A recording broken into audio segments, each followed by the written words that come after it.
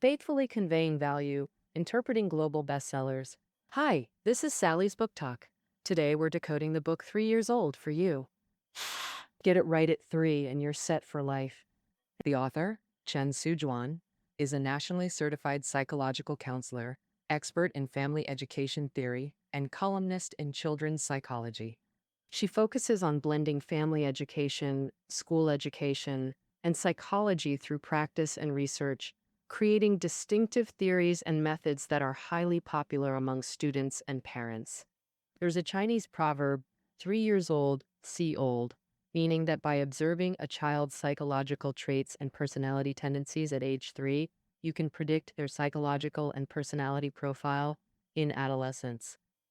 This isn't just an old wives' tale. Research shows that the period before age 3 is crucial for children's development in perception, memory, thinking, personality, and other areas.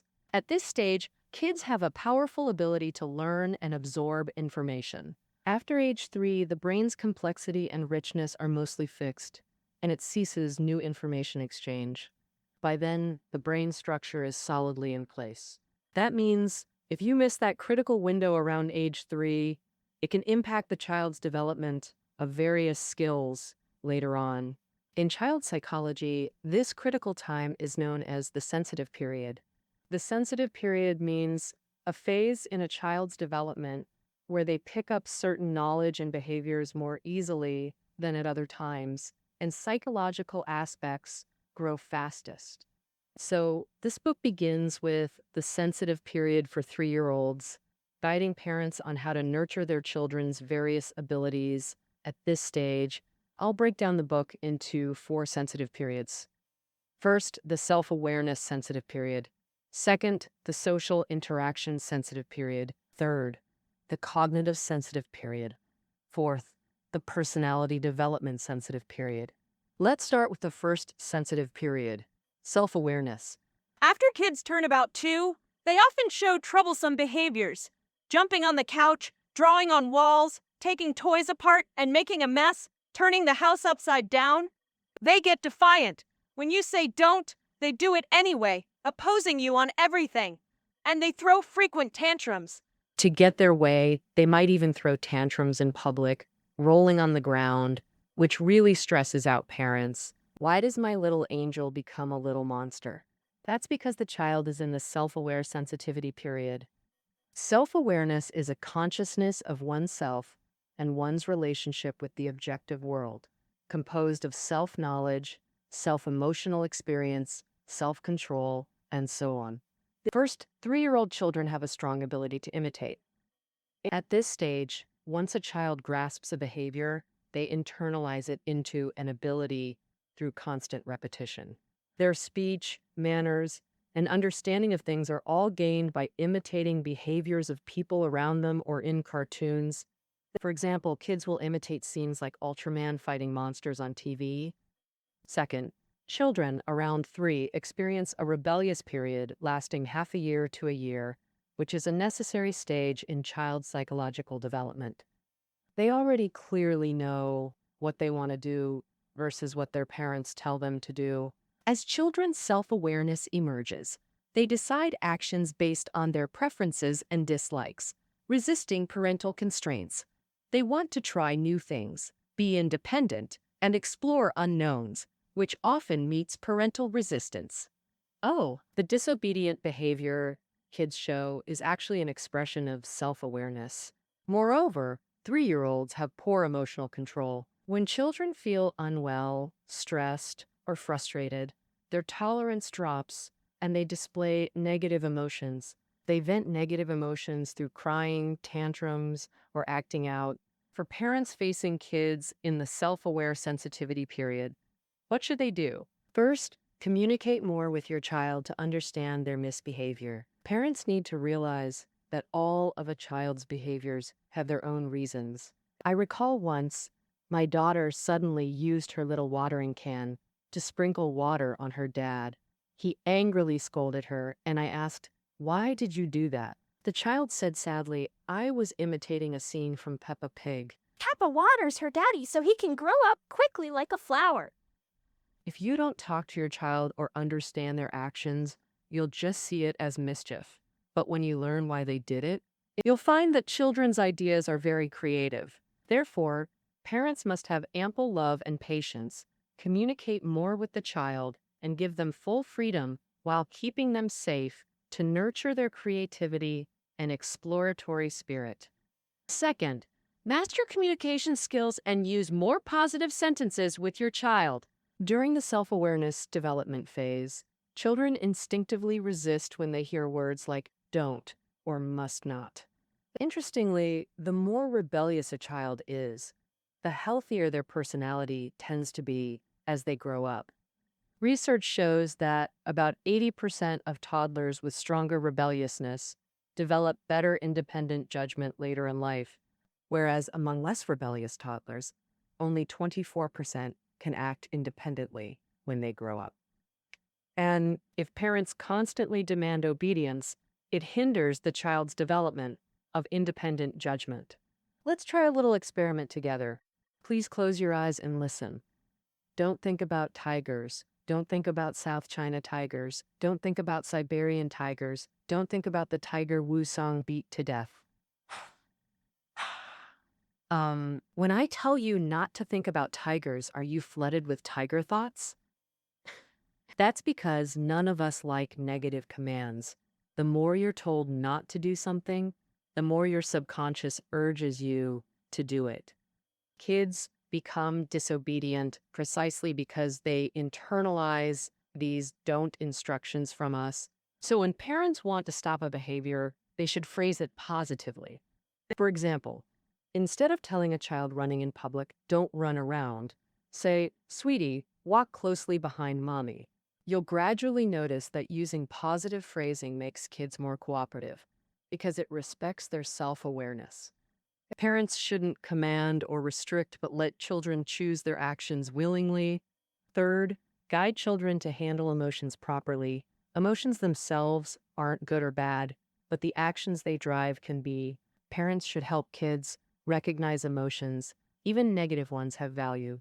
Fear teaches self-protection. Shame signals mistakes. Don't suppress emotional expression. Instead, guide kids to verbalize feelings. That's the simplest way to validate them. For instance, if a child is angry, say, "You're upset. I get it because someone took your toy." This builds trust for future sharing. Fourth, nurture self-awareness through praise. Children yearn to prove themselves through their actions and demonstrate mastery over their environment, but they lack confidence, so praise greatly boosts their self-esteem and helps develop self-awareness. Some parents praise kids with abstract phrases like, "You're awesome," or "You're so smart." Such abstract praise makes children overly reliant on external validation, hindering proper self-awareness formation. So how should we praise appropriately? The author suggests first describing the specific behavior being praised. For example, when a child helps with chores, say, "You set the table and did what you could." "Mommy's really happy." This helps children focus on their actions rather than others' judgments. Second, praise just once. Don't repeat it excessively. Third, when praising, suggest areas for growth. E.g., if a child likes drawing, encourage them. "Your drawing's composition is great. Using more colors next time would make it even more special." In summary, for self-aware, sensitive kids, communicate more, understand behaviors, use positive phrasing, guide emotions through talking, drawing, sports, singing, and nurture self-awareness via proper praise. Once children understand themselves and others, they begin forming connections, becoming social beings. This marks the social interaction sensitive period. 3-year-olds already desire socialization. Typical behavior includes imaginary friends, treating toys as companions by talking, playing, or feeding them. With imaginary friends, children constantly switch between playing the friend and being themselves. This role switching consolidates different personality aspects into a stable character. 3-year-olds enjoy pure play but lack social skills, causing issues like poor cooperation, unwillingness to share, bossiness, or shyness. Why do these issues occur? First, it's determined by children's physical and mental development patterns, and American scholar Parton notes that typically 2-year-olds prefer solitary play centered on their own interests rather than playing with peers, resulting in difficulty cooperating with other children. By ages 3 or 4, even when playing with others, children engage in parallel play, doing their own activities, immersed in their world, showing little interest in group activities. Uh, Only when they're older do they transition to cooperative play with clear division of labor and rule awareness. Second, it stems from children's cognitive level. 3-year-olds have limited cognition, they're egocentric, act on their own wishes, and struggle to consider others' perspectives. Now, in their minds, anything they touch belongs to them. For example, they haven't grasped concepts of borrowing and returning, so they don't understand sharing. Moreover, parenting styles influence this. Some parents who avoid neighbors or strangers may cause children to resist social interactions. Some parents are overly strict, forbidding children from touching anything. Over time, children lose self-expression abilities and desire. Other parents, fearing bullying, minimize peer contact, creating social barriers. What should parents do during children's social interaction sensitive period? First, guide cooperation and teach social skills. Parents can simulate peer play scenarios. For instance, when a child is puzzling, parents can role play as friends asking, "What are you building? Can I help you finish it together?" When children grab toys from you, say, "I'm playing with this, but it'd be more fun together. Want to join?" This guides proper peer interaction. When cooperation or sharing occurs, promptly encourage and praise them. Second, create scenarios to enhance social skills. Parents can encourage kids to visit friends' homes more often or invite friends over. When guests come, let the child host them. Don't step in front, as it robs them of practice opportunities. Right. And third, encourage children to resolve conflicts through cooperation. If conflicts occur between children, parents shouldn't interfere. It takes away their chance to learn social skills. Of course, since kids have limited experience, parents can guide them toward cooperative conflict resolution. For example, if two kids fight over blocks, parents could say, "These blocks are only enough for one big house. You're missing a roof and you're missing steps. Why not think together? What's a good way to build a complete house?"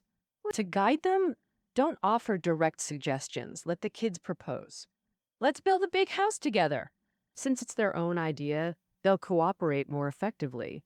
Fourth, influence children through your own actions. Parents should lead by example daily, e.g., proactively greet neighbors when going out. Also, create a democratic, equal, harmonious home atmosphere. Respect children, treat them equally, and nurture their confidence to speak openly. For matters concerning the child, involve them in discussions. This builds confidence and teaches social interaction.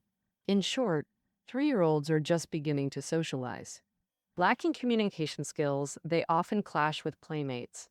Parents should teach social skills through play and encourage cooperative conflict resolution.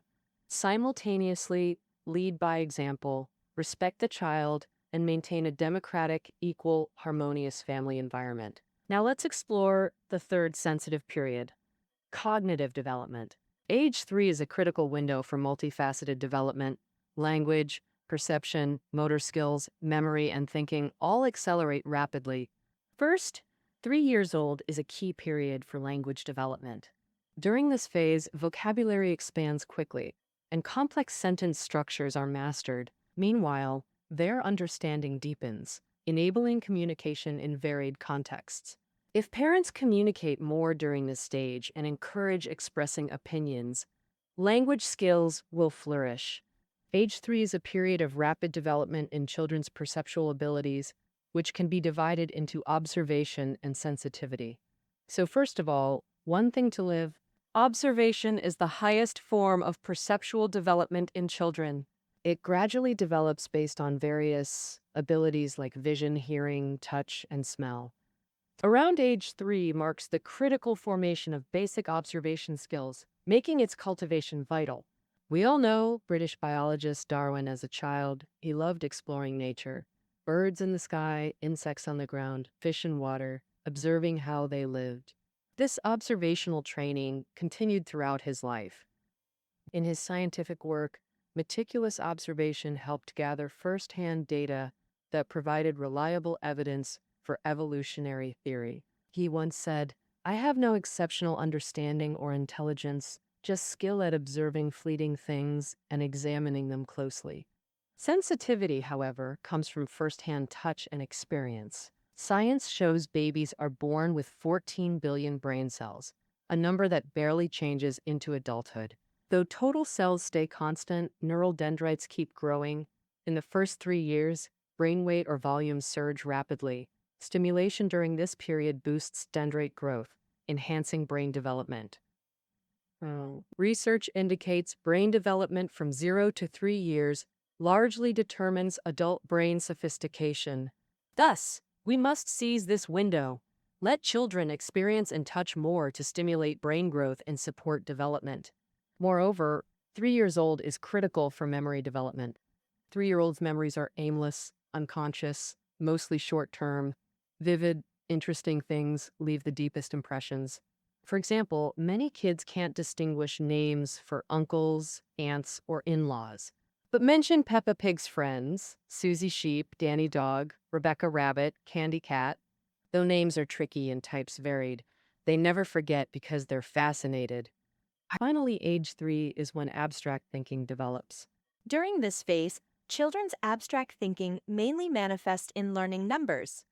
Number concept development typically starts with verbal counting, then progresses to pointing at objects while counting.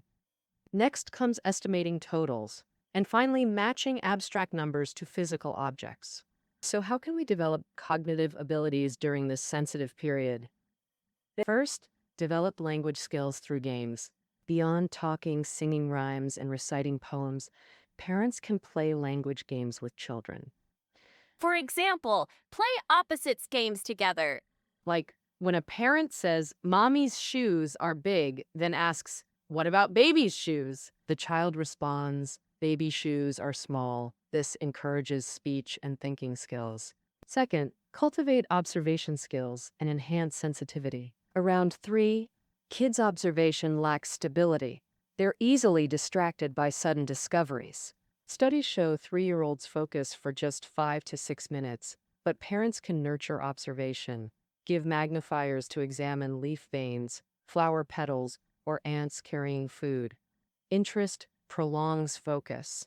Additionally, children's observation lacks systematic approach. Research found 3-year-olds' eye movements are chaotic when observing patterns. Thus, parents should teach structured, sequential observation.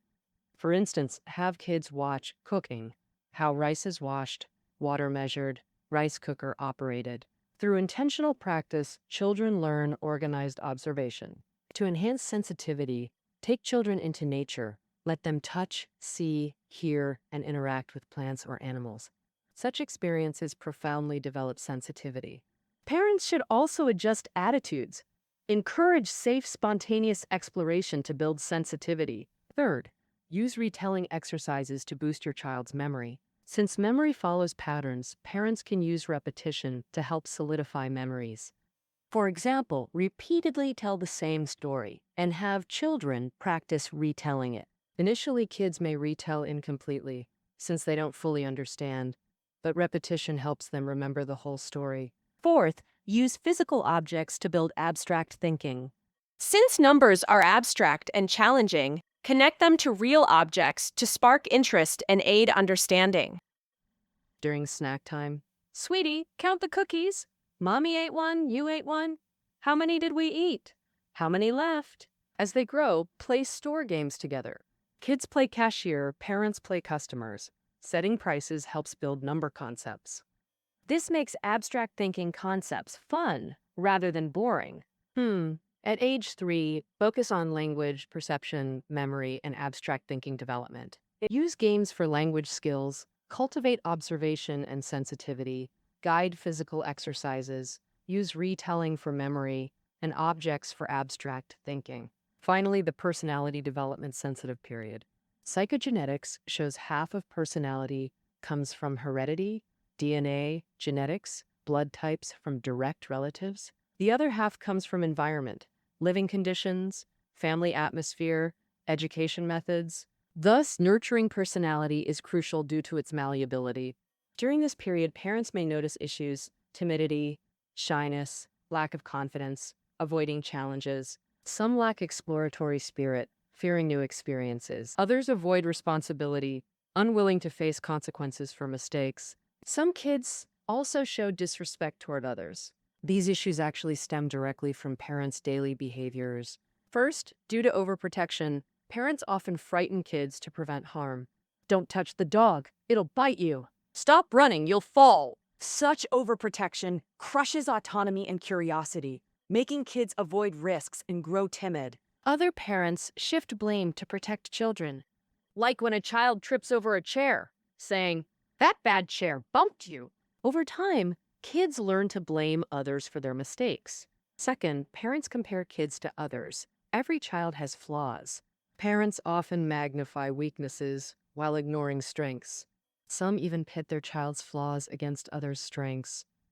They hope comparisons make kids recognize shortcomings.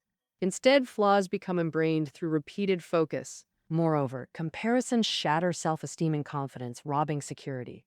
Kids live in zobe, fear or shame, unable to reach potential.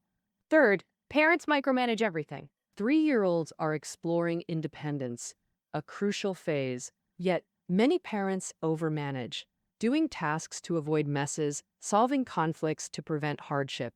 Unknowingly, this crushes their exploratory drive. Gradually, kids lose courage to try, becoming dependent. Fourth cause, parental disrespect. Maslow's hierarchy's third level is esteem needs.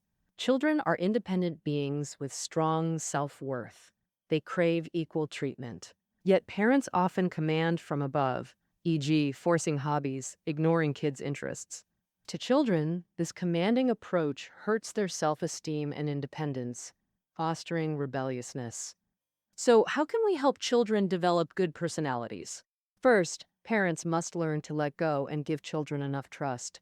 Parents should understand. Children are independent individuals, not parental appendages. They have their own thoughts, personality, and dignity. Things parents cannot control. Parents can give love, but shouldn't take over everything. Doing things for them. When his sons were just 8 or 9, billionaire Li Ka-shing had them attend board meetings, both to observe and to voice opinions on certain issues. Through these meetings, both boys enhanced their problem analysis and problem-solving skills. So, parental respect and trust teach children to rely on their own efforts to learn social survival skills, not on parents.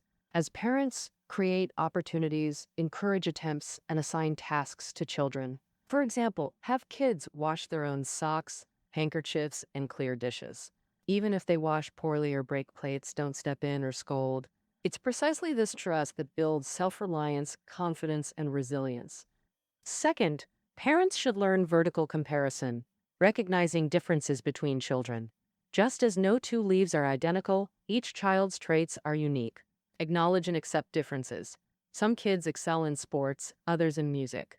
No one is perfect. Parents should see strengths and use positive reinforcement to guide children in developing them. Vertical comparison means comparing children to themselves. Current progress versus past shortcomings. I remember when my daughter's class learned dribbling. Everyone mastered it but her. So I encouraged her. Let's take it slow. No comparing to others. Today we'll bounce once, tomorrow twice. Gradually add up, and you'll get it soon. When she improved over yesterday, I gave appropriate praise. Soon after, she learned how to dribble the basketball, and her confidence grew. Therefore, as parents, respect individual differences, encourage children often, praise their progress promptly.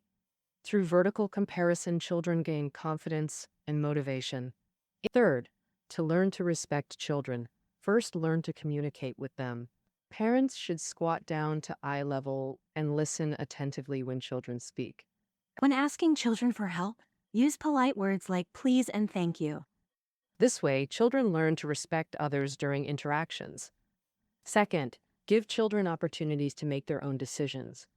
When disagreements arise, like choosing mismatched clothes, offer advice but let children decide. This teaches respect for others' opinions. Furthermore, respect children's ownership. Teach them to value others' belongings. For example, ask, "May I borrow your pen?" instead of taking it. When treated respectfully, children reciprocate the behavior. Lastly, avoid public criticism. It damages self-esteem and may cause introversion or inferiority complex. Damn it! By standing in children's shoes with respect and understanding, they learn balanced self-respect and consideration for others. Fourth, cultivate courage to take responsibility. When children err, guide them to recognize and correct mistakes, allowing them to make amends. This teaches self-reflection over blame shifting when problems occur. George Washington was America's first president. As a boy, his father sent him to clear orchard underbrush, repeatedly warning, "Don't harm fruit-bearing trees." That he accidentally felled the only precious cherry tree. Fearing punishment, Washington hid the tree with brushwood. That evening, his father discovered the felled tree, knowing his son erred, but pretended ignorance and praised him instead. Hearing his father's praise, Washington guiltily confessed the truth and asked for punishment. But his father told him, "Only by admitting mistakes and taking responsibility can one truly stand in society and earn others' trust." Washington learned accountability from his father, a quality that positively influenced his entire life. Everyone makes mistakes, adults and children alike. What matters isn't the error itself, but helping children recognize and admit it. Parents must let children face consequences, e.g., putting away snacks if they refuse meals, explaining, "No food until dinner, no matter how they fuss." Parents must stand firm. When kids learn hunger follows skipped meals, they'll eat properly. 3-year-olds have psychological capacity to handle responsibility. Let them face appropriate consequences. This benefits their growth. In summary, during personality development, learn to let go. Trust children to face challenges and solve problems. Practice vertical comparison. Recognize differences between children and reinforce their strengths. Lead by example. Show respect so children learn to value others' opinions. Simultaneously, cultivate courage to take responsibility. Only then can we nurture self-reliant, confident, resilient character. Let's recap today's content. Before age 3 is the sensitive period for perception, memory, thinking, personality, etc. Children have immense learning capacity then. Missing this window hinders future development. Around 3 sensitive periods include self-awareness, social interaction, cognition, and personality development. During self-awareness, communicate more, encourage, teach emotional regulation. During social interaction, respect children, teach social skills through play, encourage cooperative conflict resolution. During the cognitive sensitive period, parents should nurture children's language skills, observation, and sensitivity. Enhance motor abilities and memory, and use physical objects to build abstract thinking. In the personality development sensitive period, parents must learn to respect and trust children, allowing them to face challenges independently. Practice vertical comparison to reinforce strengths, cultivate responsibility, taking courage, and build self-reliant, confident, resilient character. Well, get it right at 3, and you're set for life. That wraps up our book interpretation. Keynotes are below the audio. See you tomorrow.